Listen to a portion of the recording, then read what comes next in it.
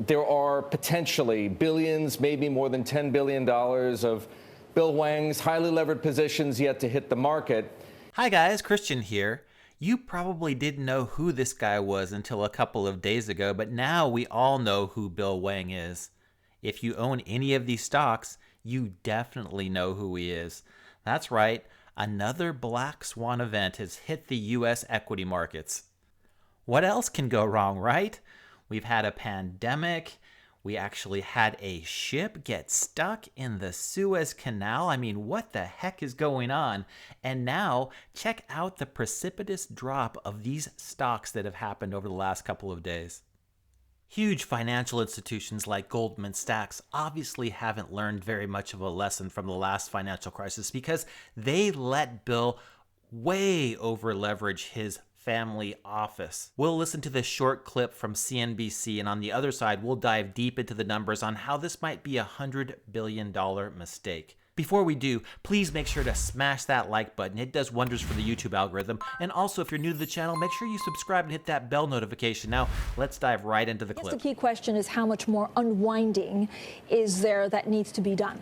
Fran, to our knowledge, we have not yet seen blocks offered by the likes of Nomura, although it's possible Wells Fargo was selling off some of Nomura's stock. We haven't seen Credit Suisse in the market. We heard overnight, as you know, that Mitsubishi USJ is facing loss of $300 million, not tied directly by the bank, at least, to Bill Hwang, but it's quite possible that they, too, are sitting on unsold stock.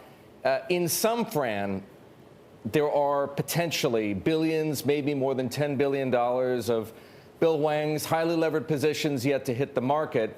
And that helps us shift the focus to exactly where we should be looking, which is to say the prime brokers. Clearly, the Bill Hwang story is fascinating. Who is this guy? Why did he leave so few footprints? And we'll continue to be asking those questions for days.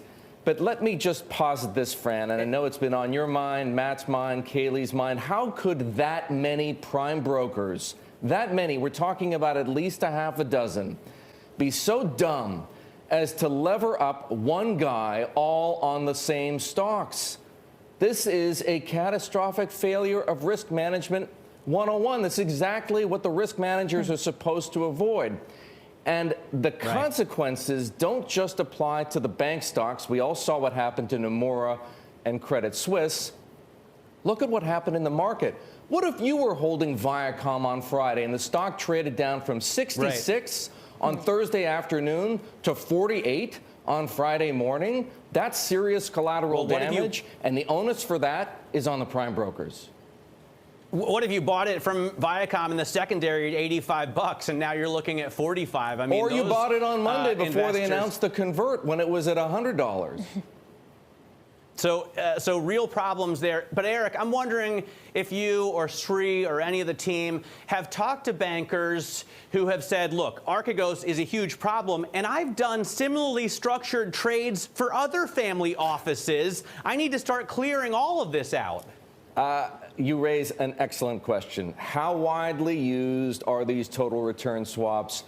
And if we now look at a 13F filing by Morgan Stanley or by Goldman Sachs or by whichever prime broker we happen to be talking about, should we now assume that all the shares that we see in an HDS search on the Bloomberg, right, are highly levered positions? They are effectively proxies, right, for highly levered bets by other so-called high net worth individuals. It is a plausible suggestion. We just don't know. Right. You have to believe that regulators are now taking a very close look at this and wondering to themselves, what is it about the leverage in the market that we don't know? Well, to that point, Eric, we know that the SEC and FINRA summoned these prime brokers to have a little chat yesterday about this blow-up. What would regulation coming out of this look like? Transparency. So what we understand happened in the case of Bill Hwang, and as Matt points out, possibly with many other whales, is that banks use total return swaps so that the client, in this case Bill Hwang, did not have to report his economic interest in these positions. Think of it this way. He owned, what, 100 million shares of Viacom? If we had seen again on an HCS search that Archegos Capital, or however we want to pronounce it, in fact, A Greek colleague of ours told me yesterday it should be Archegos. We'll leave it at that. If everybody knew that he had 100 million shares of Viacom, would you have looked at Viacom differently on Monday, Tuesday, Wednesday, Thursday, Friday before this stock was blown out in blocks on Friday? Of course you would. You would have been asking all the obvious questions. Who is Bill Hwang? What is Archegos? What capital do they have? How highly levered are their positions? What do we know about this guy?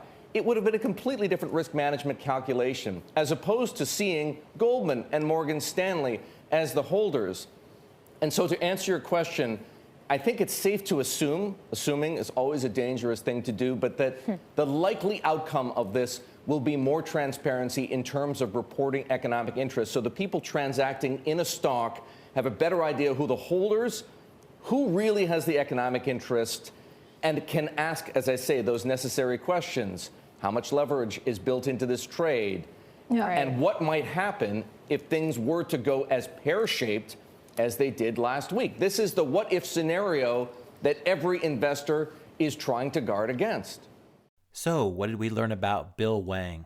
First off, he's an incredibly smart investor. He took $200 million and managed to invest his way into a $10 billion fund. But here's where the problem lies. He took the $10 billion and approached all the large financial institutions in order to lever that money up so that he can invest more and more.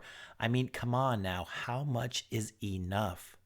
So what we have on our hands here is a multi-billion-dollar fiasco. In fact, it may run up into the $100 billion range of the total amount of losses that we have yet to see. As Mike Novogratz from Goldman Sachs states, I've never seen anything like this, how quiet it was, how concentrated, and how fast it disappeared. Yeah, Mike, sounds kind of like a bubble, right? First it's there, and then... By the way, Goldman Sachs was the first bank to exit this trade. They basically screwed over the other large financial institutions and sold everything off, even though all of the large institutions that participated in this leverage all had a call and agreed to unwind this trade as quietly and as efficiently as possible. Goldman said, nope, we're taking our money and we're going to leave you guys holding the bag. Meanwhile, the losses continue to pile up and Credit Suisse is going to get absolutely hammered. Their losses could amount to as much as $4 billion. That is insane. And guess what? Standard & Poor's managed to downgrade them from stable to negative.